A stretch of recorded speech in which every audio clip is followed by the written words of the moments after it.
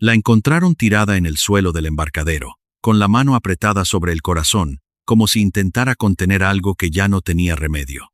Tenía 60 años. Había pasado toda su vida huyendo, y ese día de septiembre de 1898, en las orillas del lago Le Mans, la muerte la alcanzó al fin, no en un palacio, no entre sedas ni coronas. En el muelle de Ginebra, bajo un cielo gris, con un pañuelo blanco empapado de sangre. Así terminó la vida de la mujer más fotografiada del siglo XIX, la emperatriz más famosa de Europa, la mujer que lo tuvo todo y que nunca, nunca se sintió libre. Pero para entender por qué murió de esa manera, por qué eligió ese camino, por qué aquella mujer extraordinaria se convirtió en una sombra errante que vagaba por los palacios de Europa sin encontrar jamás un hogar, hay que remontar más de 50 años atrás, hasta una mañana de verano en Baviera, donde una niña corría descalza entre los árboles con el pelo suelto al viento, sin saber que el destino ya había puesto su nombre en una trampa de oro. Elisabeth Amalie Eugenie nació el 24 de diciembre de 1837 en Múnich, en la víspera de Navidad, como si el mundo hubiera querido celebrar su llegada con la misma grandilocuencia que marcaría toda su existencia. Las campanas de la ciudad repicaban aquella noche helada. Las velas iluminaban las ventanas empañadas de los hogares bávaros. Y en el palacio ducal, entre sábanas de hilo bordadas con el escudo de los Wittelsbach, una mujer llamada Ludovica parió a su cuarta hija sin demasiado drama, con la tranquilidad de quien ya sabe cómo se hace. Nadie en aquella habitación sabía que aquella niña pequeña, rosada y vociferante, iba a convertirse en un mito que sobreviviría 2 guerras mundiales y duraría hasta el siglo XXI.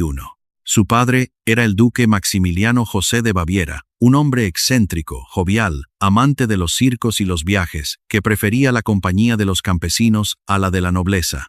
Maximiliano era la oveja negra de la familia real bávara, el tipo de aristócrata que se pone a tocar la cítara con los mozos de cuadra y que lleva a sus hijos al circo cuando su madre cree que están estudiando latín.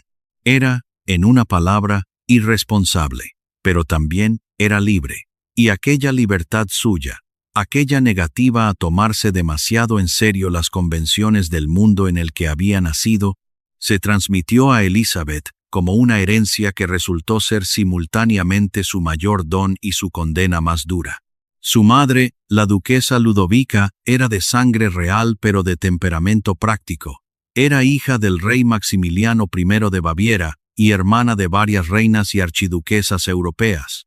Sabía perfectamente cuál era el lugar de cada cosa en el mundo, y el lugar de una hija, en aquella época y en aquella clase social, era el matrimonio adecuado. No un matrimonio feliz necesariamente, no un matrimonio por amor, sino un matrimonio que ampliara las alianzas de la familia, que elevara el rango, que asegurara el futuro. Era una matemática sentimental que Ludovica aplicaba con la frialdad de una contable que no confunde los deseos propios con los números reales. Pero eso vendría después. Antes estaba la infancia, y la infancia de Elizabeth fue, según todos los testimonios de la época, algo cercano a la libertad pura. La familia vivía entre el palacio de Possenhofen, a orillas del lago Starnberg, y Múnich. Possenhofen era el paraíso de los niños, un castillo desvencijado, sin el protocolo sofocante de las cortes reales, rodeado de bosques de pinos y del lago azul, que brillaba en verano como un espejo enorme bajo el cielo bávaro. Los niños de la familia corrían por los jardines, sin que nadie les dijera que se sentaran derechos. Jugaban con los hijos de los jardineros y los estableros. Se ensuciaban, se caían, se levantaban. Elizabeth, a quien todos llamaban Sisi desde pequeña, crecía a galope entre los establos y los prados. Amaba los caballos con una intensidad que sus tutores no sabían si admirar o temer. Montaba con una habilidad que dejaba boquiabiertos a los jinetes más experimentados, inclinándose sobre el cuello del animal como si fuera una extensión de su propio cuerpo, como si solo en ese movimiento veloz encontrara algo que el resto del mundo no podía darle. Los árboles pasaban como destellos verdes a ambos lados. El viento le golpeaba la cara y le deshacía el peinado que su institutriz había pasado 20 minutos componiendo. Y ella sonreía, con esa sonrisa que los retratos de su juventud capturaron y que hay que ver para entender por qué un joven emperador perdió la cabeza. Tenía también una relación extraña con la poesía desde muy temprano. Sisi escribía versos que escondía entre las páginas de los libros de historia natural que se suponía que debía estudiar. Versos que hablaban de libertad, de pájaros enjaulados, de ríos que corrían hacia el mar sin que nadie los detuviera, de montañas que no preguntaban a los viajeros de dónde venían. Es fascinante, si uno lo piensa con detenimiento, que una niña que todavía no había conocido ninguna jaula, ya escribiera sobre el encierro, como si en algún lugar profundo de su ser ya supiera lo que se aproximaba, como si el instinto le dijera algo que la inteligencia todavía no podía formular. Su padre la adoraba. Maximiliano le enseñó a montar, le enseñó a amar la naturaleza, le inculcó ese desprecio aristocrático por la rigidez y las convenciones que marcaría toda su vida. Era el padre que te enseña a volar sin decirte nunca que el cielo tiene límites. Quizás fue ese el primer regalo envenenado de su vida, porque cuando el encierro llegó desde una altura de la que era imposible no caer. Las lecciones que recibía eran las de su clase y su época.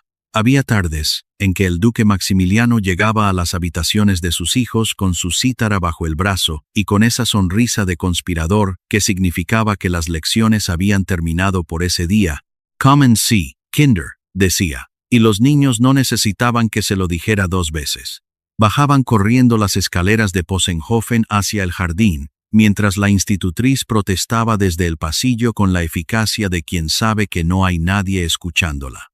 Esas tardes, en la orilla del lago con el sol bajando sobre el agua y la voz de su padre cantando canciones que había aprendido en sus viajes a Grecia o a Italia, Sisi sentía que el mundo era exactamente del tamaño correcto. Ni demasiado grande ni demasiado pequeño, solo suficiente.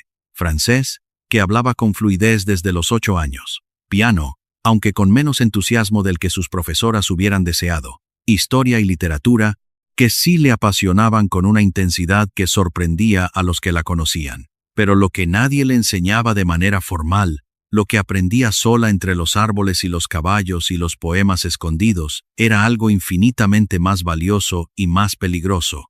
La convicción de que su vida interior le pertenecía a ella, que había un territorio dentro de sí misma donde nadie tenía derecho a entrar. Esa convicción la acompañaría durante 60 años y le costaría, literalmente, todo lo demás. El verano de 1853 cambió todo. Sisi tenía 15 años. Su hermana mayor, Hélène, conocida en la familia como Nen, era considerada la candidata perfecta para el joven emperador Francisco José de Austria, que tenía 23 años, y cuya madre llevaba tiempo buscando para él una esposa adecuada. La madre de ambas, la duquesa Ludovica, había acordado con la archiduquesa Sofía, madre del emperador y hermana de Ludovica, que el encuentro tendría lugar en Bad Ischl, el balneario de moda en los Alpes, donde la familia imperial pasaba los veranos. Era un plan limpio, ordenado, sin sorpresas, como una ecuación cuya solución ya se conoce de antemano. Hélène y Francisco José se conocerían, se gustarían, se casarían. Sisi iría simplemente como acompañante, como la hermana menor que todavía jugaba con los caballos y escribía poemas raros en los márgenes de sus cuadernos. El viaje desde Múnich a Bad Ischl duró 2 días en carruaje. Era agosto de 1853, y el calor húmedo de los valles alpinos se metía por las ventanas del vehículo a pesar de las cortinas entreabiertos. Hélène iba repasando en voz baja las frases de presentación que su madre le había enseñado para el encuentro con el emperador. La duquesa Ludovica la corregía con la paciencia tensa de quien sabe que hay mucho en juego. Sisi miraba por la ventana. Miraba los ríos y los bosques y las vacas y los campanarios y pensaba, según escribió después en su diario, que el mundo fuera del carruaje parecía libre de una manera que el mundo dentro del carruaje había dejado de ser desde hacía ya varios días. Sisi fue todo el tiempo mirando por la ventana los paisajes alpinos, los prados verdes con sus vacas de cencerros, los pueblos con las iglesias de cúpula bulbosa, los ríos que bajaban turbios y rápidos de las montañas de agosto. Llegaron a Ischl en la tarde del 16 de agosto. Helene iba nerviosa, perfectamente vestida, perfectamente peinada, perfectamente preparada para su destino. Sisi llegó con el cabello medio deshecho por el viaje y una pregunta en los ojos que no era de ansiedad sino de curiosidad genuina. ¿Cómo era, exactamente, un emperador? Pero los planes que hacen los adultos no siempre sobreviven al primer momento de verdad. Cuando Francisco José vio entrar a Elizabeth en aquella sala de Bad Ischl, algo se rompió en el orden previsto. El joven soberano, educado desde la cuna para controlar cada gesto, cada emoción, cada decisión de estado, miró a aquella muchacha de pelo oscuro y ojos enormes, y supo, con esa certeza fulminante que solo aparece unas pocas veces en la vida, que no podía casarse con Helene. Quería a Elizabeth. La quería con esa obstinación repentina de los hombres, que raramente desean algo y que cuando lo desean no saben ceder. Al día siguiente, pidió su mano. La archiduquesa Sofía, su madre, quedó desconcertada. Helene era la candidata ideal, bien educada, seria, preparada para las responsabilidades del trono. Elizabeth era una niña de 15 años que montaba a caballo con demasiada energía y que tenía una manera de mirar que daba la impresión de que estaba pensando en otra cosa completamente diferente a lo que se estaba diciendo en la sala. Pero Francisco José era el emperador, y cuando el emperador quería algo, Sofía aprendía a quererlo también, aunque le costara. Sisi lloró. Eso no aparece en los cuadros oficiales, no está en las pinturas que la inmortalizan con la corona y el manto imperial, pero está en las cartas que escribió a su padre en aquellos días, está en los testimonios de su institutriz y de las damas que la rodeaban. Lloró porque tenía 15 años y porque la habían elegido para algo que no había pedido. Lloró también, quizás, por algo que no sabía nombrar todavía, la intuición de que a partir de ese momento, su vida dejaría de pertenecerle completamente. Pero también, en algún lugar que todavía no sabía nombrar, sentía que aquel joven de mirada seria y porte militar la miraba como nadie la había mirado antes, con una especie de hambre respetuosa, como si ella fuera lo más real que hubiera visto en su vida, y eso, a los 15 años, puede pesar más que el miedo, más que la intuición, más que todas las advertencias del mundo. Los meses de noviazgo que siguieron estuvieron marcados por esa mezcla peculiar de fascinación e inquietud que caracteriza a los compromisos que la vida impone antes de que la persona tenga edad suficiente para comprender completamente lo que está firmando. Francisco José visitó a Elizabeth en Possenhofen en septiembre de 1853, pocas semanas después de Bad Ischl. La encontró en el jardín, montada a caballo, con el pelo suelto y la falda, que se había subido de una manera que habría escandalizado a su madre. Él la observó desde la verja durante un momento, antes de anunciarse. Según un testimonio de un criado de la casa que fue recogido décadas después, el joven emperador se quedó parado allí, con su uniforme militar perfectamente abotonado, mirando a aquella muchacha que cabalgaba sin preocuparse de nada, y sonrió de una manera que sus asistentes dijeron no haberle visto nunca en los actos oficiales. Era, quizás, la última vez que ninguno de los dos era completamente libre al mismo tiempo, por esa mezcla peculiar de fascinación e inquietud. Francisco José le escribía cartas ardientes, llenas de una ternura que su educación rígida raramente le permitía expresar de otra manera. Le enviaba flores y pequeños regalos. Viajaba a Baviera cada vez que el peso del Estado se lo permitía, que no era tan a menudo como él hubiera querido. Y Elizabeth le respondía con afecto real, con ese afecto fresco y sin cálculo de los 15 años, aunque en sus diarios que guardaba bajo llave también había preguntas que nadie hubiera querido que Francisco José leyera. Preguntas sobre lo que significaba ser emperatriz, sobre si podría seguir montando a caballo, sobre si tendría que vivir siempre en Viena. Las respuestas que obtuvo de su madre y de su institutriz fueron tranquilizadoras y vagas. No era el momento de hacer demasiadas preguntas. La boda se celebró el 24 de abril de 1854 en Viena, y los preparativos de los meses anteriores habían sido una iniciación en el tipo de existencia que esperaba a Elizabeth. Cada aspecto de su persona fue sometido a revisión y a corrección.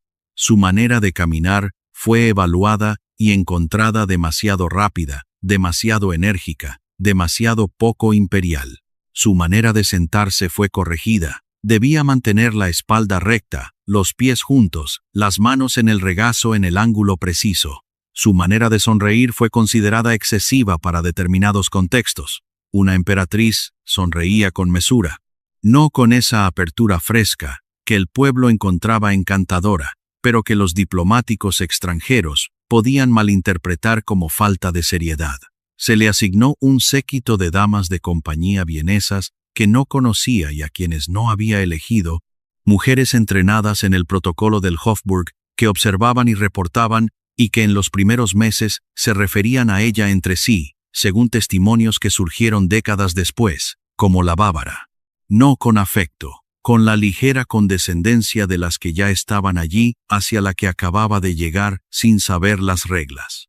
Elizabeth observaba todo esto con los ojos muy abiertos, y una expresión que sus contemporáneos describían como serena, y que era en realidad el rostro de alguien que está acumulando todo lo que no puede decir en voz alta y que no sabe todavía dónde va a ponerlo, en la iglesia de los agustinos.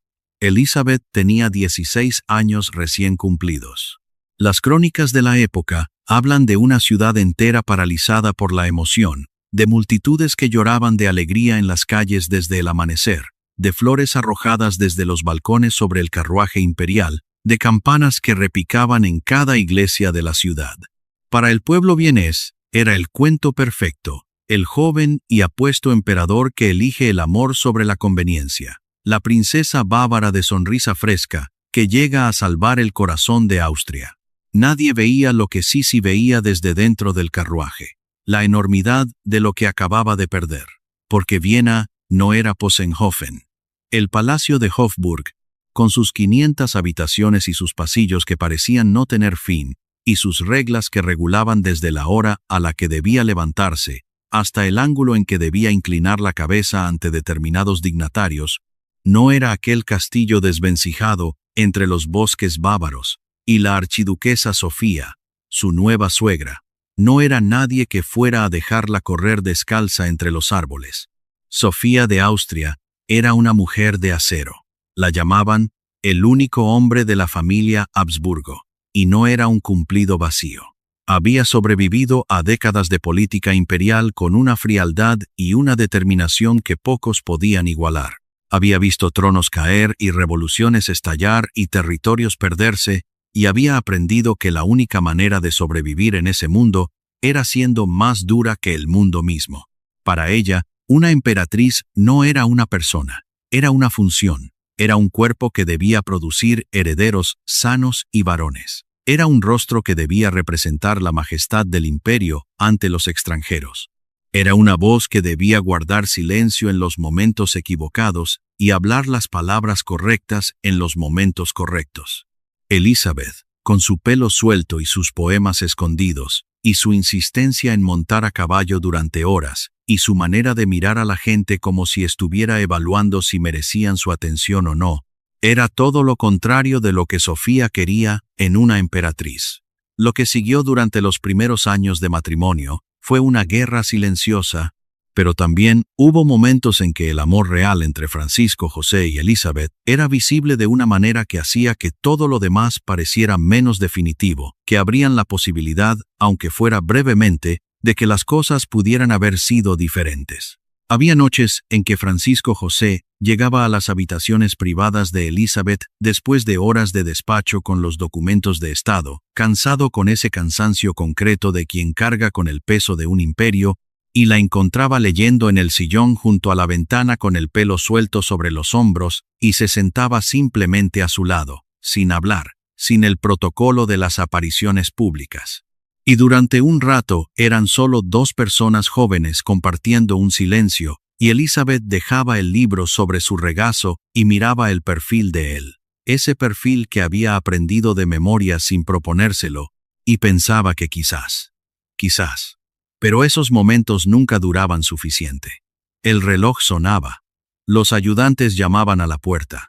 El imperio reclamaba a su soberano con la urgencia de algo que nunca termina. Y Francisco José se levantaba, se abotonaba la chaqueta con esos movimientos automáticos de quien lleva el uniforme más tiempo que cualquier otra ropa, y se iba. Y la habitación quedaba del tamaño correcto para Elizabeth otra vez, que era el tamaño de algo demasiado pequeño para contenerla. Fue una guerra silenciosa, devastadora, que se libraba en los pasillos del Hofburg, con armas invisibles pero certeras. Sofía controlaba los horarios de Elizabeth con una meticulosidad que rozaba lo obsesivo. Le decía cómo debía vestirse para cada ocasión. Le indicaba qué temas eran apropiados de conversación y cuáles debía evitar. Supervisaba sus lecturas.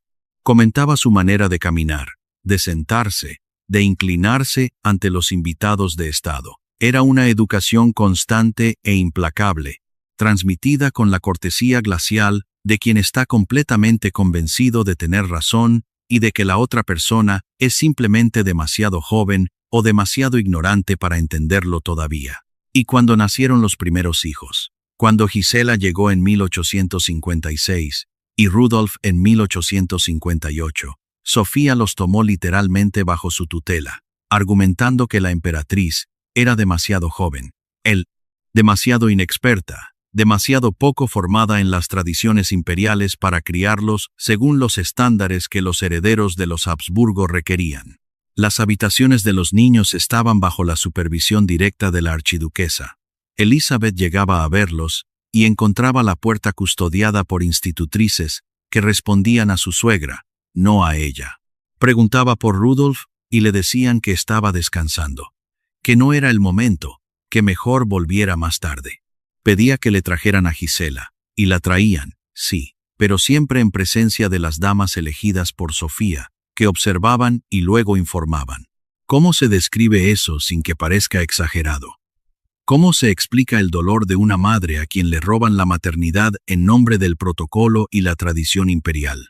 Hubo una tarde, según el testimonio de la condesa Festerix, dama de compañía de Elizabeth, durante muchos años, en que la emperatriz llegó a las habitaciones de los niños y encontró la puerta cerrada. Llamó. Una de las institutrices le dijo desde dentro que el archiduque Rudolf estaba estudiando y que la archiduquesa Sofía había dado instrucciones de que no se interrumpiera la lección. Elizabeth se quedó un momento en silencio detrás de la puerta cerrada.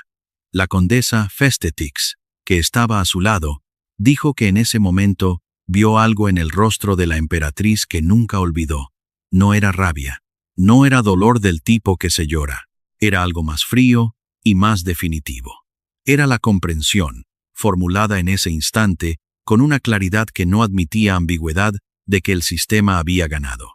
«¿Podría usted imaginar?», le dijo Elizabeth en voz muy baja, sin apartar los ojos de la puerta cerrada, lo que significa para una madre no poder entrar a ver a su propio hijo sin pedir permiso. La condesa Festetix no supo qué responder. La emperatriz dio media vuelta y se fue hacia las caballerizas sin decir nada más. ¿Cómo se explica el dolor de una madre a quien le roban la maternidad en nombre del protocolo y la tradición imperial?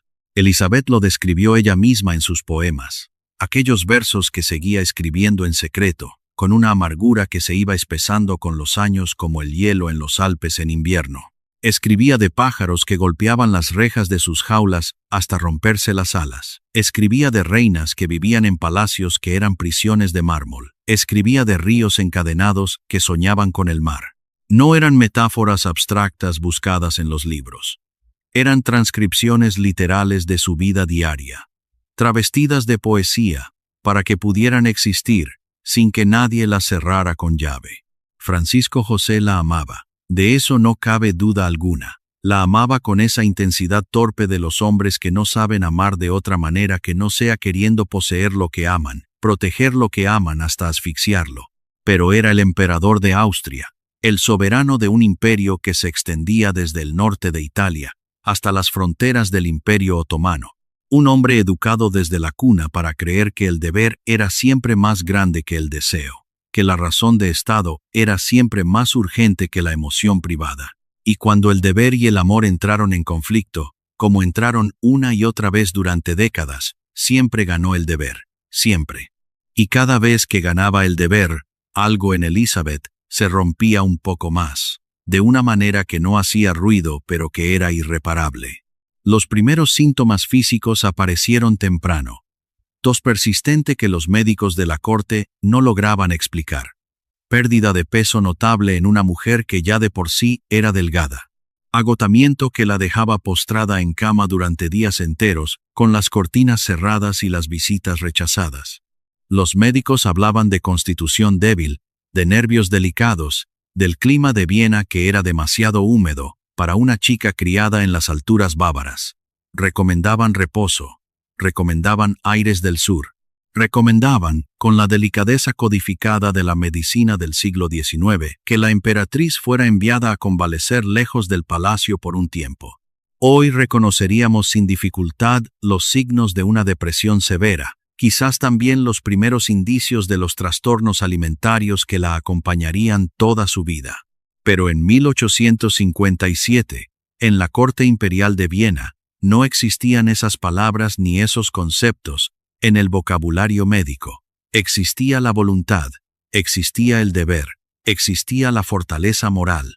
Y si te faltaban, era un defecto de carácter, una flaqueza personal, no una enfermedad que mereciera diagnóstico y tratamiento con la misma seriedad que se trataba una fractura de hueso.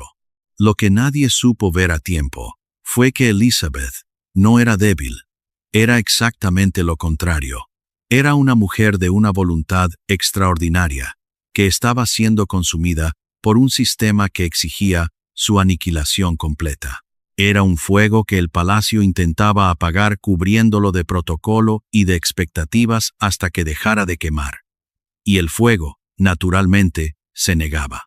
El año 1857 trajo la primera tragedia sin disimulo posible. Fue en mayo, durante aquel viaje a Hungría, que debería haber sido un acto de acercamiento diplomático, y que se convirtió en la primera herida que no cicatrizó del todo. Los dos hijos mayores habían sido llevados en el viaje, algo que Elizabeth había pedido con insistencia. La pequeña Sofía, de 2 años apenas, cayó enferma durante los primeros días del viaje. Los médicos que acompañaban a la comitiva hablaron de un catarro, de algo menor. Elizabeth pidió volver a Viena inmediatamente. Le dijeron que el viaje continuaba, que los compromisos del Estado no podían modificarse por la fiebre de una niña que estaba en buenas manos. I2, 9. La condesa Esterhazy, presente en aquellos días, recogió en su correspondencia privada que Elizabeth no dormía, que pasaba las noches sentada junto a la cuna de su hija con la mano dentro, sosteniendo esa mano pequeña que ardía. ¿No comprenden?, dijo en una de esas noches a la condesa, con una voz que no era de una emperatriz, sino de una madre de 19 años. ¿No comprenden que si algo le pasa, no me lo perdonaré nunca? La pequeña Sofía murió el 29 de mayo de 1857. Elizabeth tenía 19 años.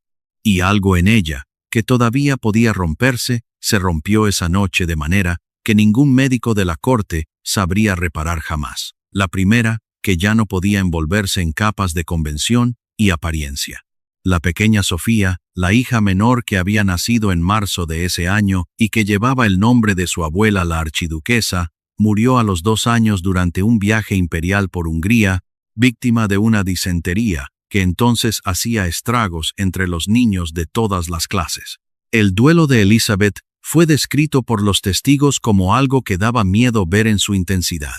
una mujer que lloraba sin parar, que no quería comer, que se negaba a separarse del pequeño cuerpo de su hija, que tenía que ser literalmente apartada cuando llegaban los médicos. La archiduquesa Sofía, según algunos testimonios, consideró que aquel dolor tan expuesto, tan físico, tan poco contenido, era un exceso de sentimentalismo inconveniente para una emperatriz, que lo que había que hacer era recuperarse con dignidad y seguir adelante. Ese momento fue el punto sin retorno. Elizabeth decidió entonces, de manera más o menos consciente, que sobreviviría, pero que sobreviviría a su manera, y que si no podía tener libertad en el alma, la tendría en el cuerpo. Comenzó con los caballos, que siempre habían sido su refugio, pero que ahora se convirtieron en algo más cercano a la religión. Las horas que pasaba montando se multiplicaron de manera que empezó a alarmar incluso a Francisco José. 5 horas al día, 6 horas, a veces 7, hasta que los músculos ardían con ese dolor limpio que vacía la mente de todo lo demás. Los médicos protestaban. La corte murmuraba. Francisco José la miraba con esa mezcla de admiración y alarma que era la marca característica de su amor por ella. Ella seguía montando. Luego vino la disciplina física, que los contemporáneos admiraban como una virtud sobrenatural, y que hoy reconoceríamos como algo más complejo y más oscuro. Había algo casi ritual en la manera en que Elizabeth gestionaba cada día de su vida en el Hofburg. Se levantaba antes del amanecer. Se ponía la ropa de gimnasio, que era una rareza en sí misma para una emperatriz, y durante 2 horas trabajaba con las barras y los aros que había mandado instalar en sus habitaciones privadas, con la determinación de quien está construyendo una fortaleza. Sus damas de compañía, que rotaban por turno en ese servicio, describían esas sesiones matutinas con una mezcla de admiración y angustia. La emperatriz se ejercitaba, escribió la condesa Festetix en su diario, como si de ello dependiera su vida, no como quien cuida su salud, como quien está librando una batalla. Después venían las 3 horas con Fanny para el cabello, después el desayuno, que era siempre escaso, caldo, una fruta, quizás una taza de leche. Después las obligaciones imperiales, los despachos, las audiencias, los actos de representación que exigían la presencia de la emperatriz y que ella cumplía con una corrección impecable y una distancia interior que los observadores atentos describían como la de alguien que está pensando en otra cosa. Y después, si era posible, las caballerizas, siempre las caballerizas, como una virtud sobrenatural y que hoy reconoceríamos como algo más complejo y más oscuro. En una época en que se esperaba que las mujeres de Alcurnia vivieran en una suerte de inmovilidad decorativa, Elizabeth se convirtió en una atleta de una determinación que rozaba el fanatismo.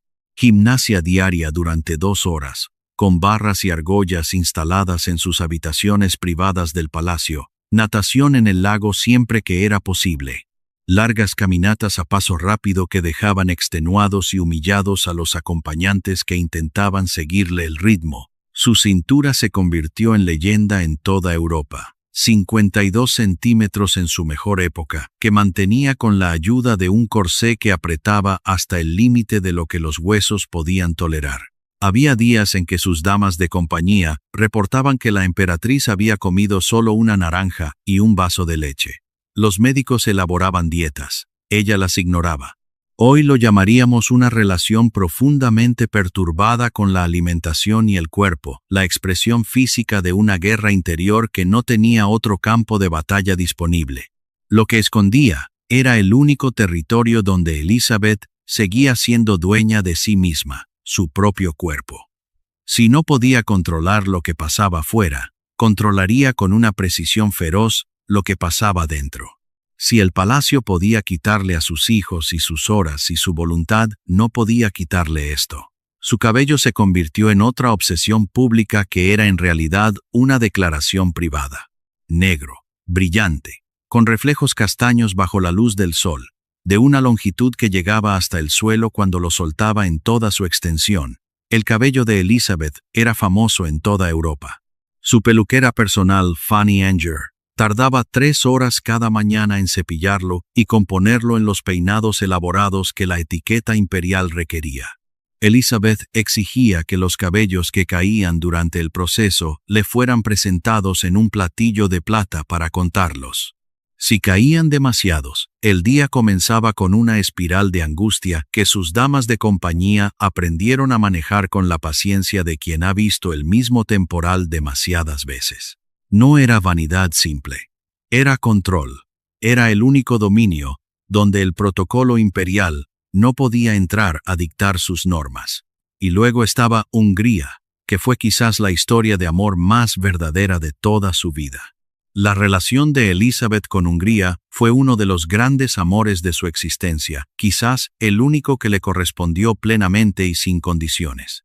Desde su primer viaje en 1857, algo en aquel país, en su música melancólica y apasionada al mismo tiempo, en su pueblo orgulloso y rebelde que se negaba a doblarse, aunque la historia intentara romperlo, en sus paisajes de llanuras infinitas tan diferentes de los Alpes austriacos que eran como estar en otro mundo, conectó con algo en Elizabeth que el resto de Europa nunca había sabido tocar. Los húngaros la adoraban desde el primer momento. La veían, con esa intuición que tienen a veces los pueblos oprimidos para reconocer a sus iguales en espíritu, como alguien que entendía lo que significaba ser aplastado por el mismo imperio que los aplastaba a ellos. Alguien que no encajaba en el molde que Viena quería imponerle, igual que Hungría no encajaba en el molde que Viena quería imponerle. Había entre ellos y ella una solidaridad no declarada, más fuerte porque nunca necesitó ser nombrada para existir. Aprendió húngaro con una dedicación que sorprendió incluso a quienes ya conocían su capacidad de obstinación. Pero hay que entender qué significaba ese aprendizaje en el contexto de su vida, porque no era solo el aprendizaje de una lengua. Era una declaración de identidad en negativo. Soy lo contrario de lo que Viena quiere que sea. Porque Viena despreciaba a Hungría con esa condescendencia de los imperios hacia los pueblos que han conquistado pero que no han podido doblegar del todo. Los húngaros eran, en el imaginario oficial de la corte, un pueblo primitivo y revoltoso que había tenido la mala educación de resistirse a ser absorbido con elegancia, hablar su idioma, de verdad, no de manera ornamental. Era un acto político de una audacia que nadie en el palacio habría esperado de la emperatriz. Nadie excepto quienes la conocían de verdad, que sabían que Elizabeth era perfectamente capaz de la audacia cuando algo la importaba suficientemente. Sus primeras profesoras de húngaro quedaron desconcertadas por la velocidad con que aprendía y por la naturaleza de lo que quería aprender. No le interesaban las fórmulas de cortesía, las frases de protocolo, las palabras que una emperatriz necesitaría para dirigirse a sus súbditos húngaros en los actos oficiales. Le interesaba la lengua viva, la lengua de los poemas de Petőfi, que se había convertido en el poeta nacional de Hungría en parte porque había muerto joven en la Revolución del 48 precisamente contra el Imperio austriaco. Le pedía a sus profesoras que le explicaran los giros del húngaro que no tenían equivalente en alemán, esas palabras y construcciones que contienen ideas que otras lenguas no han sabido formular. Hay una palabra húngara, bánat, que significa algo parecido a una tristeza, que se lleva consigo de manera permanente, una melancolía que forma parte de la identidad de quien la siente. Elizabeth la aprendió y, según sus damas de compañía, la usó a menudo en los años posteriores, en húngaro, como si no hubiera equivalente en ninguna de las otras lenguas que hablaba. Quizás porque no lo había. Incluso a quienes ya conocían su capacidad de obstinación. No el húngaro de protocolo, no unas frases aprendidas para los discursos oficiales, sino húngaro de verdad, fluido, matizado, con los giros idiomáticos que solo aprende quien se sienta a escuchar con paciencia y amor genuino. Lo hablaba con sus damas de compañía húngaras, lo leía en los libros de historia y de poesía que encargaba de Budapest, lo escribía en su diario en los días en que quería que lo que pensaba tuviera cierto grado adicional de privacidad. Era una declaración política en una corte donde la política nunca descansaba. Y también era algo más profundo, más personal. Un acto de amor hacia un pueblo que la hacía sentir humana, en un mundo que quería hacerla estatua. Fue en este contexto donde apareció Gyula Andrássy, y donde comenzó uno de los capítulos de su vida que ha generado más especulación y menos certeza. El primer encuentro documentado entre ambos tuvo lugar en Budapest en 1866, en una recepción oficial en la que Andrássy acababa de ser presentado formalmente ante la corte imperial tras años de exilio y amnistía. Los contemporáneos que estuvieron presentes dejaron descripciones del momento que varían en los detalles pero coinciden en lo esencial. Que cuando Andrássy se inclinó ante la emperatriz con esa elegancia de quien ha aprendido la cortesía en las cortes de París, y que cuando ella le extendió la mano con ese gesto suyo que era al mismo tiempo protocolo y desafío, hubo un momento de reconocimiento entre los dos que varios testigos describieron independientemente como algo fuera de lo ordinario. Como si dos personas que ya se conocieran de antes se encontraran finalmente en un lugar donde podían decirlo en voz alta. «He oído hablar mucho de usted», dijo Elizabeth en húngaro, un idioma que Andrássy no esperaba escuchar de boca de la emperatriz de Austria. «Todo lo que ha oído», respondió él sin alterar el tono. «Es verdad, Majestad. Especialmente lo peor». Ella soltó una carcajada breve, de esas que no tienen cálculo, y quienes la conocían dijeron que era raro escucharla reír de esa manera en un acto oficial. Muy raro. Y donde comenzó uno de los capítulos de su vida que ha generado más especulación y menos certeza. Andrássy era un noble húngaro de apellido antiguo y presencia física que los contemporáneos describían de manera bastante unánime como devastadora. Alto, de cabello oscuro, con esa combinación de elegancia y peligro que produce en los hombres haber sido condenados a muerte y haber sobrevivido para contarlo. Había luchado contra el Imperio Austriaco en la Revolución de 1848. Había sido condenado a muerte en ausencia. Había pasado años de exilio en París, antes de ser amnistiado, y poder regresar a su país.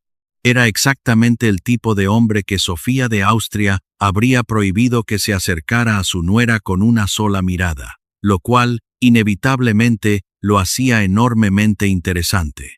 La naturaleza exacta de la relación entre Elizabeth y Andrássy ha sido debatida durante más de 150 años sin resolución definitiva. Los historiadores más cautos hablan de una profunda amistad política y emocional. Los más atrevidos señalan que la pequeña Marie Valerie, la hija menor de Elizabeth, nacida en 1868 en Budapest y apodada por su madre la hija húngara, tenía un parecido físico con Andrássy que muchos en la corte notaron, pero que nadie mencionó en voz alta. Nunca se confirmó nada. Los documentos que podrían haberlo hecho fueron destruidos o permanecen sellados. Pero lo que sí es cierto es que Elizabeth utilizó toda su influencia sobre Francisco José para abogar por Hungría de manera apasionada y persistente durante años. Presionó por el compromiso de 1867, el acuerdo que transformó el Imperio Austriaco en el Imperio Austrohúngaro y que dio a Hungría la autonomía que llevaba décadas reclamando con la sangre. Cuando se firmó, Andrássy se convirtió en uno de los primeros ministros del nuevo gobierno húngaro y cuando los nuevos soberanos fueron coronados en Budapest en julio de 1867, Elizabeth lloraba. No de emoción protocolaria, de algo real. Fue quizás el único momento de su vida adulta en que la vida pública y la vida privada confluyeron en algo que no era dolor. Lo que nadie sabía todavía era que ese fuego también se apagaría, y que la oscuridad que vendría después sería más profunda que ninguna anterior.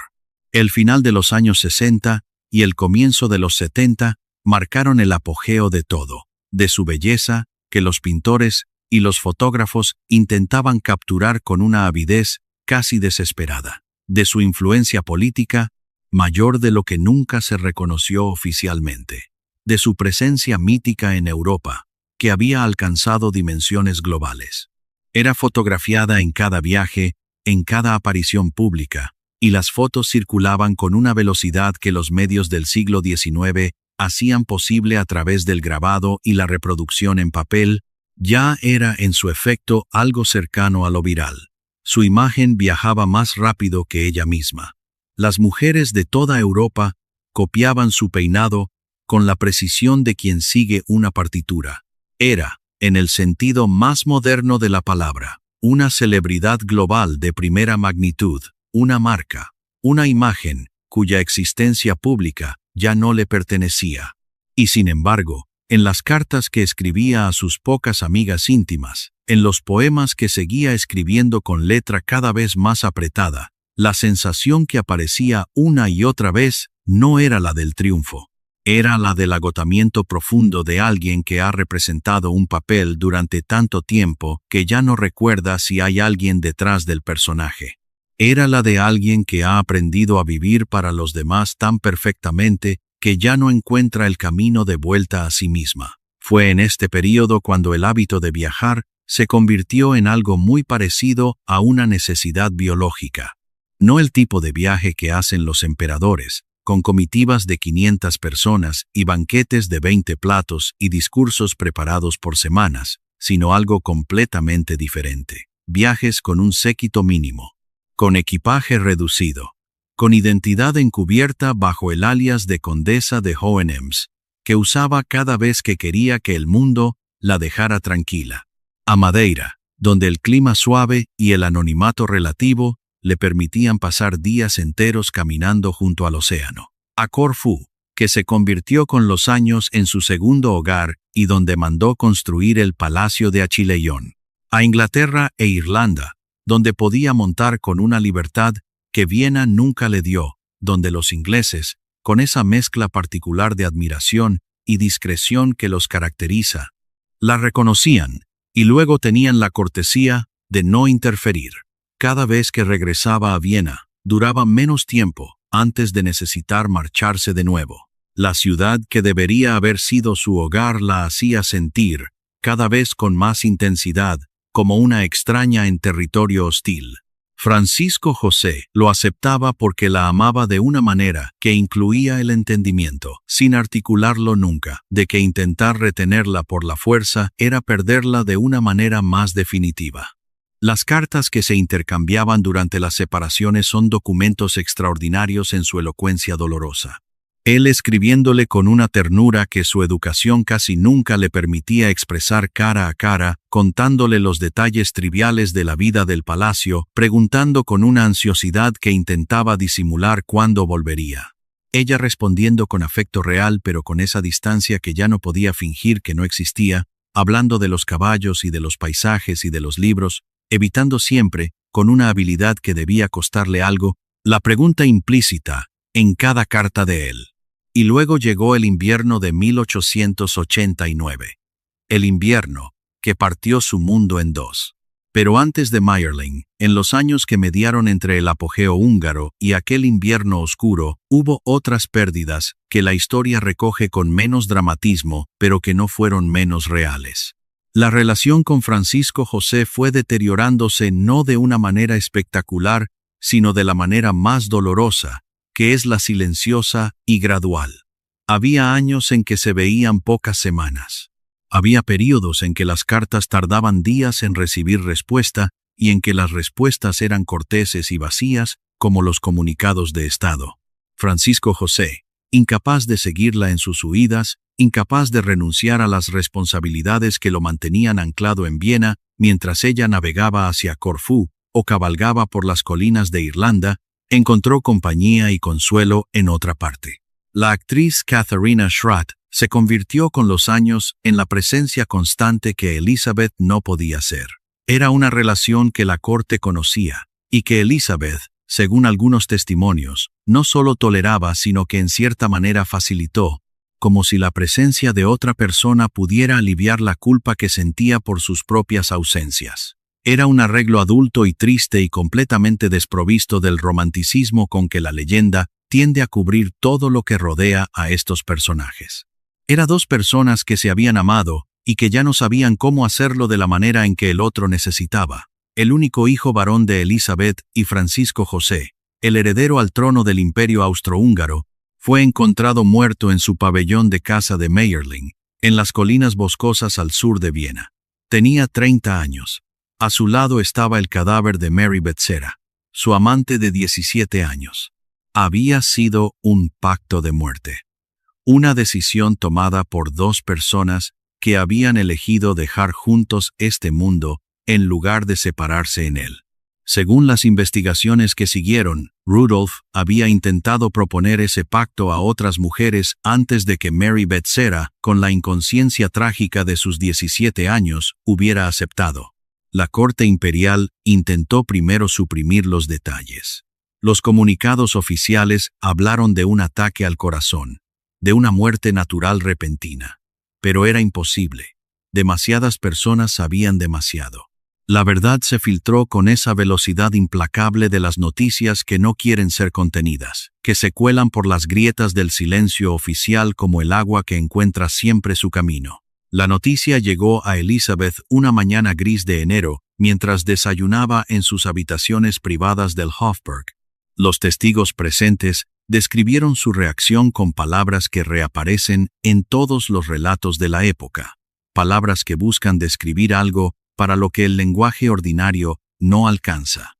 Se quedó absolutamente inmóvil durante lo que pareció un tiempo muy largo. No gritó, no se desmayó, no cayó.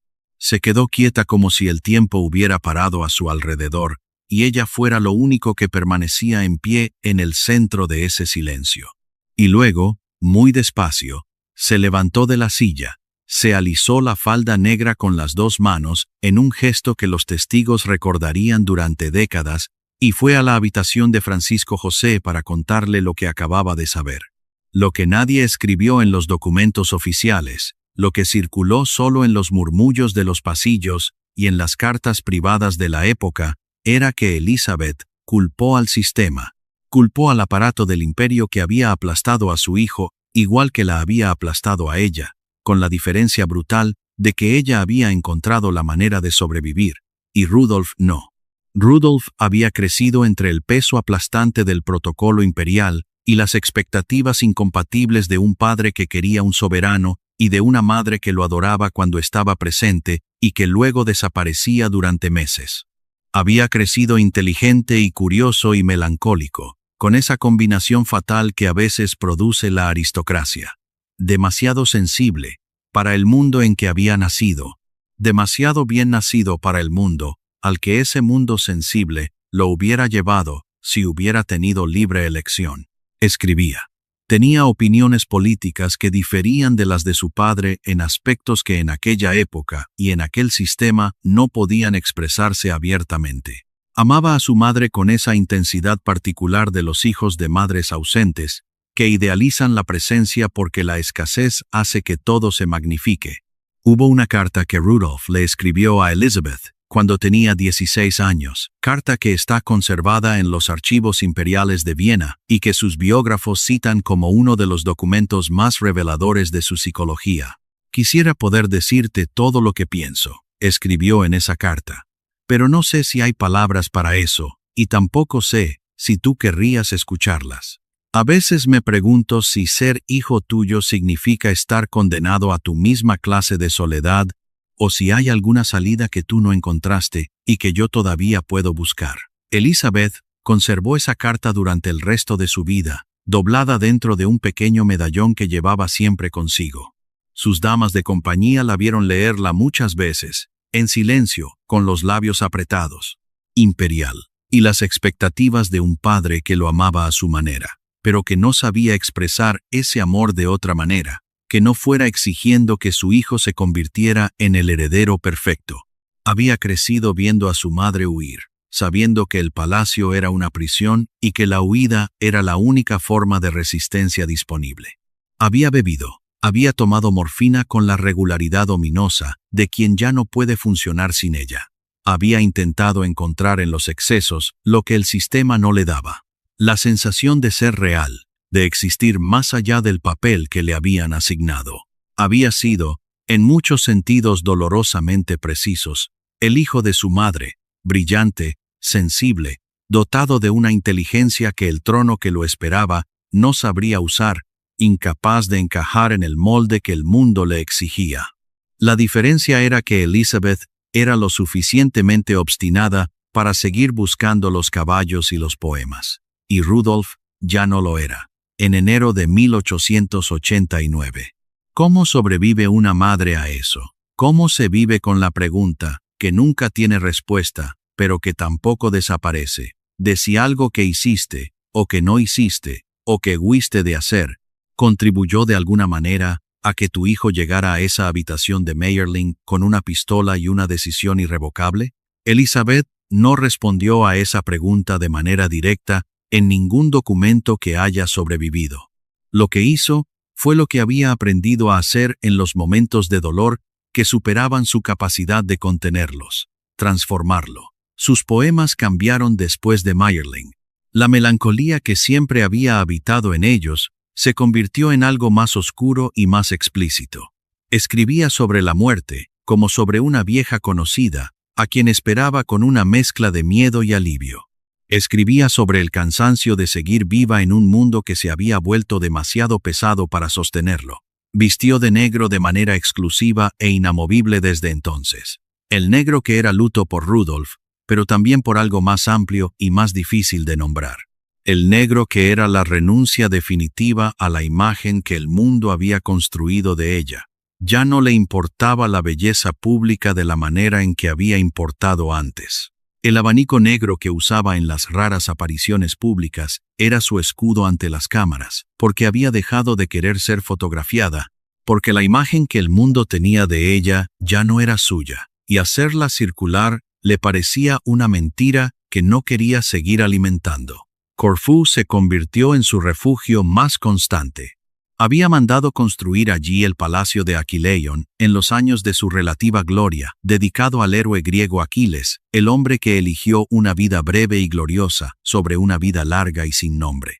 Era una elección que decía todo sobre cómo Elizabeth pensaba su propio destino. Mandó colocar una estatua enorme del Aquiles moribundo en el jardín del palacio, el héroe en el momento de la caída, la rodilla doblada sobre la tierra, la mano que intenta arrancarse la flecha del talón. Elizabeth la miraba durante horas desde su ventana. Nadie en la corte entendía exactamente qué veía en ella. También comenzó a interesarse de manera más intensa por el anarquismo y a cultivar amistades que habrían resultado escandalosas si la corte hubiera sabido hasta qué punto llegaban. Había entre sus damas de compañía húngaras mujeres con ideas políticas que en Viena no habrían podido expresarse en voz alta, y Elizabeth las escuchaba con una atención que sus biógrafos han interpretado de maneras diversas. No era, según el consenso más extendido, una revolucionaria convencida. Era más bien alguien que encontraba en las ideas de aquellas mujeres un eco de algo que ella misma había sentido durante décadas sin poder nombrarlo del todo: que el orden establecido no era natural sino construido, que los imperios eran máquinas de producir sufrimiento disfrazado de grandeza, que la dignidad de un ser humano no dependía del rango en que había nacido. Ideas que en 1895 eran radicales y que en 2024 parecen obvias, pero que entonces costaban la vida a quienes las defendían en los países equivocados. Lo que nadie sabía todavía, lo que solo se revelaría años después, era que uno de los hombres que andaba por esos círculos anarquistas europeos, un joven italiano que leía los manifiestos con el fervor de quien ha encontrado la religión que estaba buscando, había puesto el nombre de Elizabeth en una lista, no una lista de aliados, una lista de objetivos. Ese movimiento político que en los últimos años del siglo XIX agitaba a Europa con la promesa violenta de destruir el orden establecido, no porque fuera una revolucionaria en el sentido práctico, sino porque algo en la rabia de los anarquistas contra los tronos y los imperios resonaba en ella de una manera que no podía explicar completamente. Leía sus manifiestos. Se reunía, según algunos testimonios que nunca fueron confirmados oficialmente, con personas que circulaban por esos ambientes intelectuales. Para la corte de Viena, esto era una fuente constante de alarma. Para Elizabeth, era quizás simplemente otra manera de sentirse, por un momento, del otro lado de la jaula. El verano de 1898 la encontró en sus movimientos habituales. De Viena a Ischl, de Ischl a Feldafing, de Feldafing a Ginebra. Tenía 60 años. Seguía siendo una mujer de presencia extraordinaria, aunque el rostro que escondía detrás del abanico ya no era el de la emperatriz de los retratos de juventud. Era el rostro de alguien que ha vivido demasiado y que lo sabe. Sus damas de compañía reportaban que dormía mal, que comía poco incluso para sus estándares siempre austeros, que había períodos en que parecía simplemente estar esperando algo que no sabía nombrar. Llegó a Ginebra el 9 de septiembre de 1898, bajo el alias de Condesa de Hohenems. Se hospedó en el Hotel Beau Rivage, frente al lago, en habitaciones con vistas al agua. Hizo lo que hacía en sus paradas. Caminó, respiró el aire del lago Le Mans, rechazó cortésmente las invitaciones de las autoridades locales que querían rendirle honores. La mañana del 10 de septiembre de 1898 amaneció gris y fresca sobre el lago. Elizabeth decidió dar un paseo antes de embarcar en el vaporcito que la llevaría a Montreux. Sus damas la acompañaban a cierta distancia, siguiendo la regla que ella había impuesto años atrás, que le dejaran espacio, que no caminaran pegadas a ella. En el trayecto desde el hotel hasta el embarcadero, entre la gente que circulaba por el paseo lacustre, un hombre joven se separó de la multitud y se acercó a ella. Se llamaba Luigi Lucchesi. Tenía 25 años. Era italiano, de origen pobre, trabajador ocasional, anarquista declarado. Llevaba días en Ginebra esperando una oportunidad. Su objetivo original había sido el duque de Orleans, que había anunciado su presencia en la ciudad y luego había cambiado sus planes. Cuando los periódicos locales anunciaron que la emperatriz de Austria estaba alojada en el Beau Rivage, Lucchesi trasladó su atención con la indiferencia de quien no distingue entre sus posibles víctimas, porque lo que importa no es la persona, sino el símbolo. Lo que ocurrió duró unos pocos segundos. Lucchesi se acercó a Elizabeth con un movimiento que podría haber sido el de cualquier transeúnte. Llevaba oculto un pequeño estilete, una aguja de acero de 4 pulgadas, que hundió en el pecho de la emperatriz con una violencia breve y casi invisible. Elizabeth cayó. Sus damas se precipitaron. Lucchesi desapareció entre la multitud momentáneamente antes de ser detenido. Lo que nadie entendió en ese primer instante, ni las damas, ni los transeúntes, ni la propia Elizabeth, fue la naturaleza real de la herida.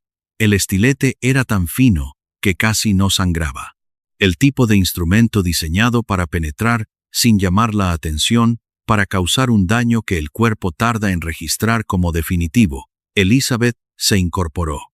Preguntó con una calma desconcertante qué había ocurrido. Sus damas le dijeron que quizás alguien la había empujado. Ella asintió. Se alisó el vestido. Caminó hasta el embarcadero. Subió al barco. Y entonces se desplomó.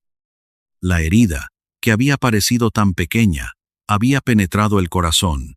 El pericardio se llenó de sangre lentamente, con esa lentitud cruel que da al cuerpo humano unos últimos minutos de función aparentemente normal, antes de que el sistema colapse de manera definitiva. Los médicos que la atendieron a bordo hicieron lo que podían hacer, que era muy poco. La trasladaron de vuelta al hotel. Intentaron todo. No había nada que intentar que cambiara el resultado. A las 2:30 de la tarde del 10 de septiembre de 1898, Elizabeth, de Austria, dejó de respirar. Sus últimas palabras, según el testimonio de su dama de compañía Irma Starray, fueron una pregunta formulada con una voz que ya era casi inaudible. ¿Qué me ha pasado? Hay algo en esas 4 palabras que resulta devastador cuando uno conoce toda la historia. Una mujer que había pasado 60 años intentando entender qué le estaba pasando, qué significaba ser ella en el mundo que le había tocado habitar, muriendo con esa pregunta, todavía sin respuesta en los labios. Como si la respuesta hubiera estado siempre justo un paso más allá de donde ella podía alcanzar, como si toda una vida no hubiera sido suficiente para encontrarla. La noticia llegó a Francisco José mientras trabajaba en su despacho del Hofburg, como hacía todos los días, con la regularidad casi sagrada de un hombre que ha convertido el trabajo en la única certeza disponible. Y en las horas que siguieron, mientras las noticias se propagaban por el palacio y por la ciudad y por el continente, algo que los testigos no supieron cómo describir con precisión ocurrió en los pasillos del Hofburg. Las personas que conocían a Francisco José, que lo habían observado durante 50 años de reinado, decían que nunca lo habían visto así. No era el dolor del luto, que él conocía, y que había aprendido a mostrar con dignidad. Era algo diferente. Era el dolor de quien descubre, cuando ya no hay remedio, que nunca dijo lo que debería haber dicho, que nunca hizo lo que debería haber hecho, que la distancia que dejó crecer entre él y la persona que amaba era exactamente la distancia que ahora le impedía alcanzarla para decirle que lo lamentaba todo, que si pudiera volver a empezar haría algo de manera diferente aunque no supiera exactamente qué. Entre los papeles que se encontraron en el escritorio de la emperatriz en el Beau Rivage de Ginebra, junto a sus libros y sus cartas inacabadas, había un pequeño cuaderno de notas con la cubierta desgastada por el uso. En él, en la letra apretada que Elizabeth tenía en sus últimos años, había escrito una frase que nadie supo exactamente cuándo había sido escrita, ni qué la había provocado. Decía, en húngaro: el pájaro enjaulado que por fin escapa no recuerda los barrotes, solo siente el viento. No había fecha, no había contexto. Solo esa frase, en la última página escrita del cuaderno, seguida de varias hojas en blanco, como hacía todos los días, con la regularidad casi sagrada de un hombre que ha convertido el trabajo en la única certeza disponible. Los testigos describieron su reacción con palabras que reaparecen en todos los relatos. Se quedó sin voz. El hombre que había gobernado un imperio durante 50 años, que había sobrevivido guerras y revoluciones, y la pérdida de su único hijo varón, se quedó literalmente sin voz durante varios minutos. Y lo primero que dijo fue una frase que se ha repetido desde entonces como el epítome de una vida marcada por la pérdida sin pausa: nada se me ha ahorrado en este mundo. Ginebra se paralizó. Europa se paralizó. Los telégrafos funcionaron sin descanso durante días, transmitiendo la noticia de capital en capital. Las multitudes se congregaban frente a las embajadas austriacas en silencio. Los periódicos publicaban suplementos especiales con aquella imagen que ella había llegado a odiar, la fotografía de perfil con el pelo recogido y la mirada perdida en el horizonte, que apareció en las portadas de todo el mundo, con la simultaneidad de un grito colectivo. Lucheni fue detenido y juzgado. En el proceso, habló con una frialdad que escandalizó a Europa. Dijo que había querido matar a alguien famoso, a alguien que representara el sistema que odiaba. Dijo que el nombre de la víctima era lo de menos. Fue condenado a cadena perpetua en la prisión de Ginebra, donde murió en 1910, aparentemente por suicidio en su celda. La ironía de que el asesino de Elizabeth terminara también por su propia mano es una de esas ironías que la historia produce con una brutalidad que no pide permiso ni ofrece explicación. El cuerpo de Elizabeth fue trasladado a Viena con los honores imperiales que correspondían a su rango. Fue enterrada en la cripta imperial de la iglesia de los capuchinos, en el centro de esa ciudad que había sido para ella, durante 44 años, algo muy parecido a una prisión dorada, junto a los otros Habsburgo que habían muerto antes que ella y los que morirían después, en un lugar que nunca había sentido como hogar. Francisco José sobreviviría 18 años más, hasta noviembre de 1916, muriendo mientras la Primera Guerra Mundial desmantelaba el imperio que había dedicado su vida entera a preservar.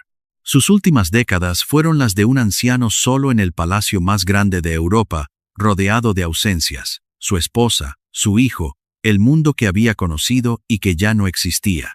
Las cartas que escribió en esos años finales tienen algo que los historiadores no saben bien cómo describir: la dignidad intacta de un hombre que nunca dejó de hacer su trabajo, y debajo de esa dignidad, visible solo en los detalles más pequeños, la presencia constante de alguien que ya no estaba. Hay un detalle sobre los últimos meses de vida de Elizabeth que circuló entre las personas que la conocieron y que ninguno de sus biógrafos ha podido verificar completamente, pero que tampoco ha podido desmentirse. Según varios testimonios recogidos años después de su muerte, Elizabeth había dicho en más de una ocasión: en ese último periodo de su vida, que esperaba morir de manera repentina, que después de Mayerling, después de tantos años de dolor acumulado, que ya no tenía nombre preciso, lo único que pedía era que cuando llegara su momento, llegara rápido y llegara lejos de Viena. Sin el aparato interminable de una agonía de estado, sin pasillos de palacio, sin archiduquesas, sin el protocolo que había regulado cada hora de su vida adulta hasta volverla irrespirable. No podemos saber si es verdad. No podemos saber si aquella mujer, en algún rincón secreto de su voluntad, había elegido de alguna manera esa muerte. Pero si fuera verdad, entonces habría conseguido, al final, en el embarcadero de Ginebra, bajo un cielo de septiembre, lo que nunca pudo conseguir en vida: morir en sus propios términos, sin corona, sin protocolo, con el agua del lago a pocos pasos y el cielo abierto sobre ella. Hay algo en esa posibilidad que es, de una manera extraña y perturbadora y difícil de articular, casi hermosa. 125 años después de aquella tarde en Ginebra, y antes de hablar de la fascinación que su figura sigue generando, hay que detenerse en un detalle que la historia oficial tiende a pasar por alto y que dice algo esencial sobre quién era realmente Elizabeth de Austria en los años finales de su vida. En los últimos viajes, los que realizó entre 1895 y 1898, Elizabeth había desarrollado el hábito de visitar hospitales y asilos. No visitas de representación, no las apariciones con el séquito completo, y las flores y los discursos preparados que los monarcas realizaban para demostrar interés en los destituidos. Visitas sin anunciar, con la mínima escolta, a veces de incógnito. Se sentaba junto a los enfermos en los hospitales de las ciudades por las que pasaba, preguntaba, escuchaba. Según los testimonios del personal médico que la recibió en varias de estas ocasiones, preguntaba por los casos más difíciles, por los que no tenían esperanza de recuperación, por los que estaban solos. Pasaba horas en esas salas que olían a enfermedad y a desinfectante, con el vestido negro y el abanico en la mano, y los ojos grandes, mirando con una atención que los enfermos que la recordaban describían como algo que no habían visto en nadie más. La atención de alguien que verdaderamente quería entender qué se sentía al estar en ese lugar. Nadie sabe exactamente qué buscaba en esos hospitales. Quizás solo compañía en el sufrimiento, la solidaridad extraña de quien se siente también moribundo, aunque no haya médico que pueda diagnosticarlo. Quizás algo más concreto, la certeza de que el dolor que sentía era real y no una invención, que otras personas también sentían cosas que el mundo prefería no ver. O, quizás, simplemente el consuelo de ser útil de una manera que el protocolo del palacio nunca le había permitido serlo, de ser alguien, en esas salas de hospital, en lugar de algo. Hubo una tarde en el Hospital de la Santa Cruz de Ginebra, unos días antes de su muerte, en que Elizabeth se sentó junto a una mujer anciana que deliraba de fiebre y que no la reconoció. La anciana le habló durante un rato en el dialecto francés de la región, confundiéndola con alguien de su pasado, alguien llamado Marguerite, que había muerto hacía mucho tiempo. Elizabeth la escuchó sin corregirla. Tomó su mano. Le respondió como si fuera Marguerite. Cuando el médico llegó y la interrumpió con las disculpas del caso, Elizabeth dijo, con una tranquilidad que el médico recordó durante años: déjela. A veces es más importante ser quien alguien necesita que ser quien uno es. Quizás fue la única frase de toda su vida que resumió, sin buscarlo, todo lo que había querido hacer y no había podido. La fascinación por Elizabeth de Austria no solo no ha disminuido, sino que parece renovarse con cada generación que la descubre. Los museos de Viena que conservan sus objetos personales, su ropa, sus instrumentos de ejercicio, las cartas que escribió y las que recibió, reciben millones de visitantes cada año que vienen a ver qué queda de esa vida. Los libros sobre su historia se siguen publicando en docenas de idiomas. La trilogía cinematográfica, protagonizada por Romy Schneider, que comenzó en 1955, sigue siendo una de las sagas más amadas del cine europeo, redescubierta por nuevas audiencias que encuentran en ella algo que no esperaban encontrar. El musical que lleva su nombre, y que se estrenó en Viena, en 1992, ha llenado teatros en más de 30 países y sigue en cartel. ¿Qué explica esa persistencia? ¿Qué es lo que hace que una emperatriz del siglo XIX siga tocando algo en el corazón de personas del siglo XXI?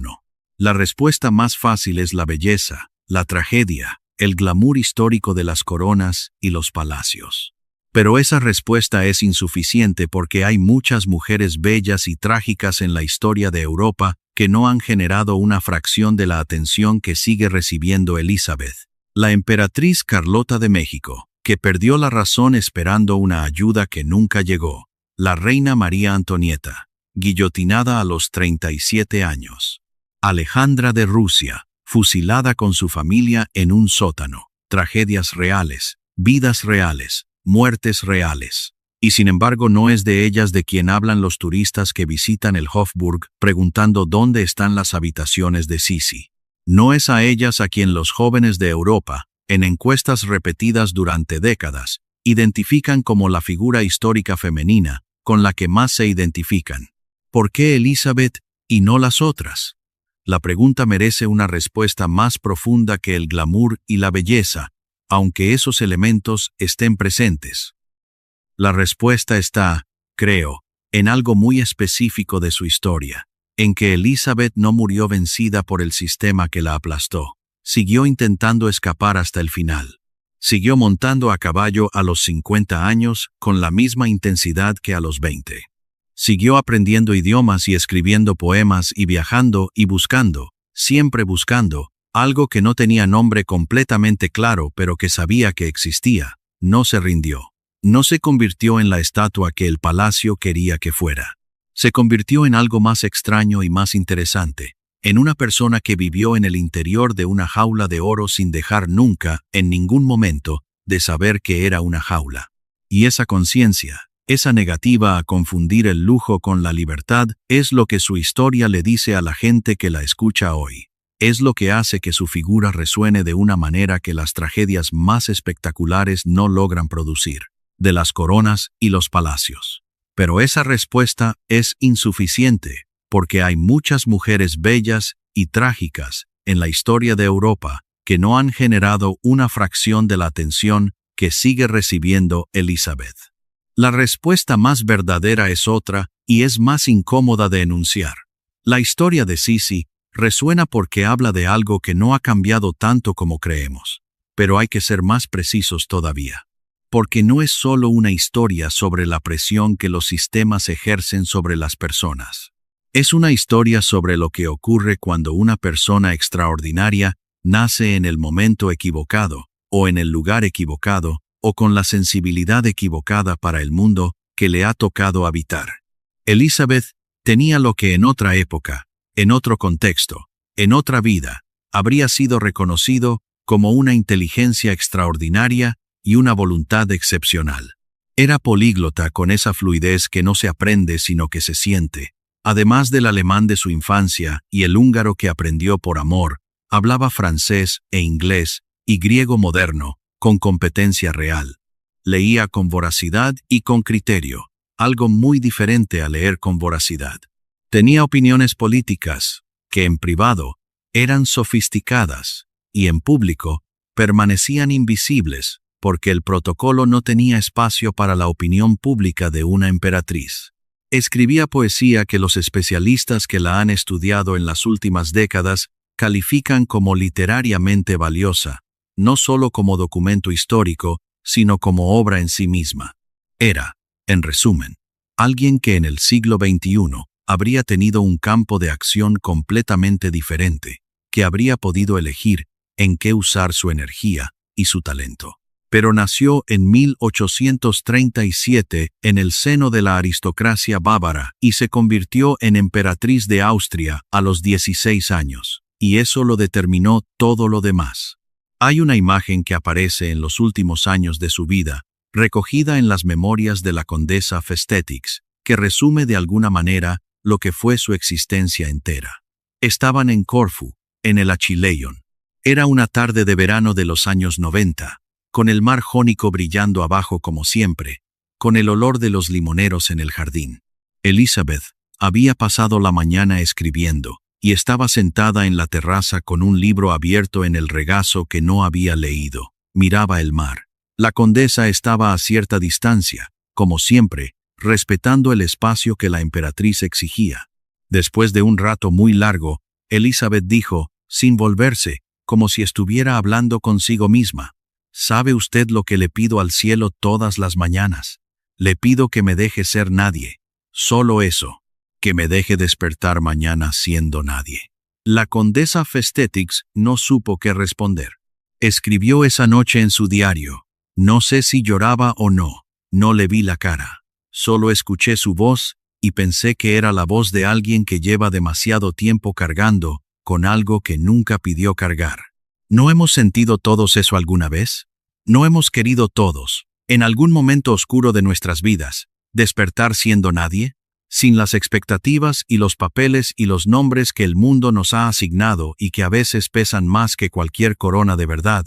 La historia de Sisi resuena porque habla de algo que no ha cambiado tanto como creemos. Habla de la presión que el mundo ejerce sobre las personas para que sean la imagen que otros necesitan ver, para que existan en función de lo que se espera de ellas en lugar de en función de lo que son.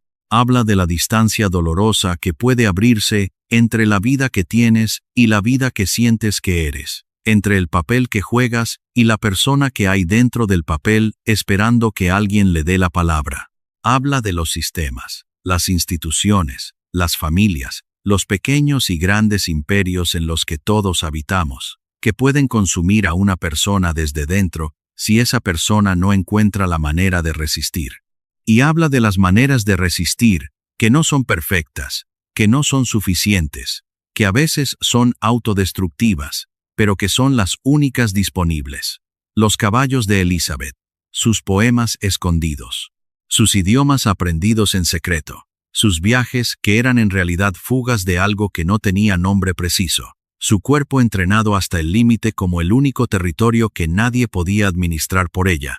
Eran formas de resistencia imperfectas, sí, pero eran suyas. Y en un mundo que le había quitado casi todo lo demás, que lo suyo fuera suyo, aunque fuera solo eso, importaba enormemente. La mujer que fue Sisi, la niña que corría descalza en Possenhofen, sin saber que el destino ya tenía su nombre escrito en una trampa, la joven de 16 años que entró llorando en una ciudad que nunca sería su hogar, la madre que no podía abrazar a sus hijos sin pedir permiso a su suegra, la emperatriz que aprendió húngaro por amor a un pueblo que la amaba de vuelta, la jinete que encontraba en la velocidad algo que se parecía a la paz, la poeta que escribía en secreto lo que no podía decir en voz alta porque ninguna voz alta era suficientemente privada. Esa mujer fue infinitamente más que el cuento de hadas que el mundo quiso hacer de ella. Fue una vida real, con un peso real que aplastaba de verdad, con un dolor real que dolía de verdad, con victorias reales ganadas a un precio alto y fracasos reales que dejaron cicatrices visibles, con amor real y con traiciones reales, con momentos de una belleza casi insoportable y con años de oscuridad que ningún retrato oficial fotografió. Y si hay algo que esta historia nos enseña, algo que traspasa la distancia de más de un siglo y llega hasta nosotros con la fuerza de las cosas que verdaderamente importan, es esto: que no hay corona suficientemente brillante para compensar la pérdida de uno mismo. Que la libertad no es un lujo ni un capricho que puede aplazarse hasta que las circunstancias sean más favorables o hasta que el mundo te lo permita. Que los sistemas que exigen que las personas se borren a sí mismas para existir en ellos producen, tarde o temprano, su propia oscuridad. Elizabeth de Austria lo supo. Lo escribió en sus poemas durante 40 años. Lo gritó en silencio durante 60. Y si hoy, después de todo este tiempo, su historia todavía nos mueve, es porque en algún lugar de su experiencia reconocemos algo de la nuestra. Porque todos, en algún momento de nuestras vidas, hemos sentido el peso de una corona que nadie eligió llevar. Y porque todos, como ella, hemos buscado los caballos, o los poemas, o los viajes, o cualquier cosa que se parezca, aunque sea por un instante, a correr descalzos, entre los árboles, con el pelo suelto al viento, sin que nadie todavía nos haya dicho que el cielo tiene límites. ¿Y tú?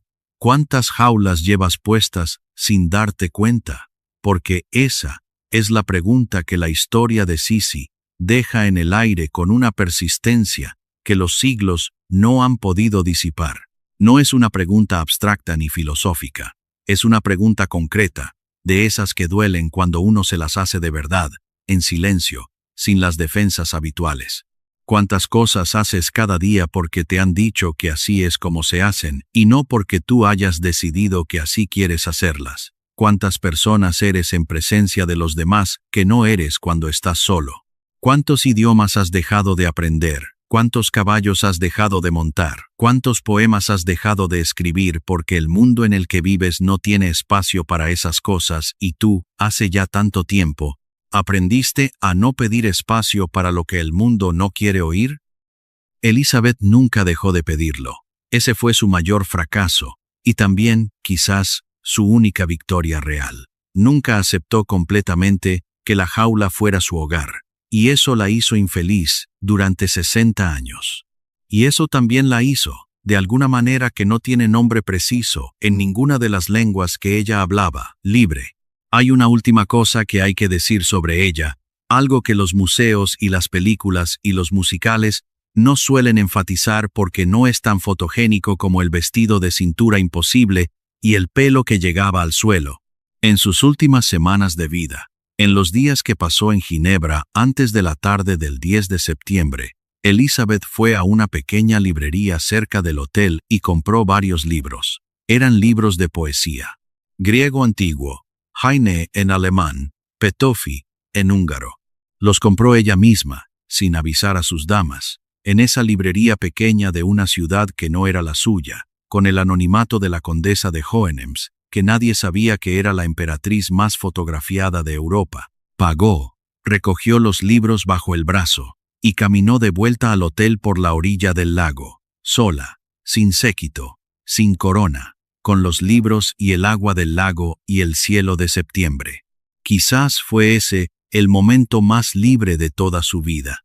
¿Cuántas libertades has aplazado para cuando sea el momento correcto, para cuando el mundo te lo permita, para cuando las circunstancias sean más favorables? Sisi esperó toda su vida ese momento. Resistió de las maneras que pudo. Sobrevivió a cosas que habrían destruido a personas menos obstinadas. Y sin embargo la libertad completa y sin condiciones que la niña de Possenhofen sentía que le pertenecía por derecho, nunca llegó de la manera en que ella lo esperaba. No llegó en el interior del Hofburg, ni en los palacios de Corfú, ni en las pistas de equitación de Irlanda. Llegó, si es que llegó, en un muelle de Ginebra, en los últimos segundos de una vida que había sido demasiado grande y demasiado apretada al mismo tiempo. La próxima vez exploraremos la historia de otra mujer que el siglo XIX convirtió en símbolo y que pagó ese precio con todo lo que tenía. Una historia que tiene más puntos en común con la de Elizabeth de Austria de lo que imaginas. Una historia que también comenzó en un palacio y terminó demasiado pronto. No te la pierdas. La encontraron tirada en el suelo del embarcadero, con la mano apretada sobre el corazón, como si intentara contener algo que ya no tenía remedio. Tenía 60 años. Había pasado toda su vida huyendo, y ese día de septiembre de 1898, en las orillas del lago Le Mans, la muerte la alcanzó al fin. No en un palacio, no entre sedas ni coronas. En el muelle de Ginebra, bajo un cielo gris, con un pañuelo blanco empapado de sangre. Así terminó la vida de la mujer más fotografiada del siglo XIX, la emperatriz más famosa de Europa, la mujer que lo tuvo todo y que nunca, nunca se sintió libre. Pero para entender por qué murió de esa manera, por qué eligió ese camino, por qué aquella mujer extraordinaria se convirtió en una sombra errante que vagaba por los palacios de Europa sin encontrar jamás un hogar, hay que remontar más de 50 años atrás, hasta una mañana de verano en Baviera, donde una niña corría descalza entre los árboles con el pelo suelto al viento, sin saber que el destino ya había puesto su nombre en una trampa de oro. Elizabeth Amalie Eugenie nació el 24 de diciembre de 1837 en Múnich, en la víspera de Navidad, como si el mundo hubiera querido celebrar su llegada con la misma grandilocuencia que marcaría toda su existencia. Las campanas de la ciudad repicaban aquella noche helada. Las velas iluminaban las ventanas empañadas de los hogares bávaros. Y en el palacio ducal, entre sábanas de hilo bordadas con el escudo de los Wittelsbach, una mujer llamada Ludovica parió a su cuarta hija sin demasiado drama, con la tranquilidad de quien ya sabe cómo se hace. Nadie en aquella habitación sabía que aquella niña pequeña, rosada y vociferante, iba a convertirse en un mito que sobreviviría 2 guerras mundiales y duraría hasta el siglo XXI. Su padre era el duque Maximiliano José de Baviera, un hombre excéntrico, jovial, amante de los circos y los viajes, que prefería la compañía de los campesinos a la de la nobleza.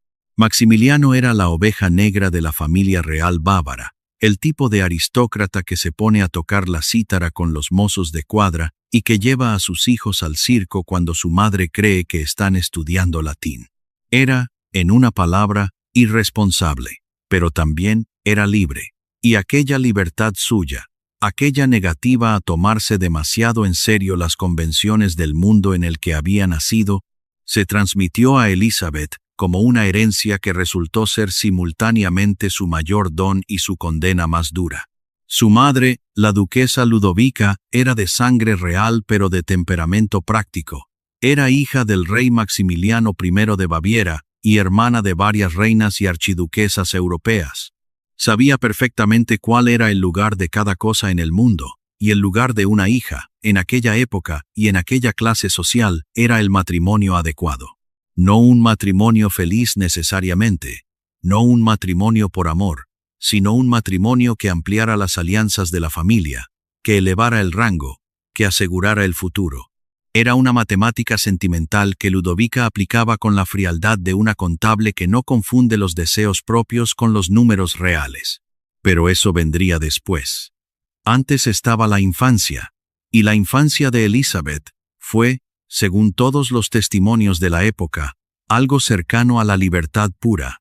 La familia vivía entre el palacio de Possenhofen, a orillas del lago Starnberg,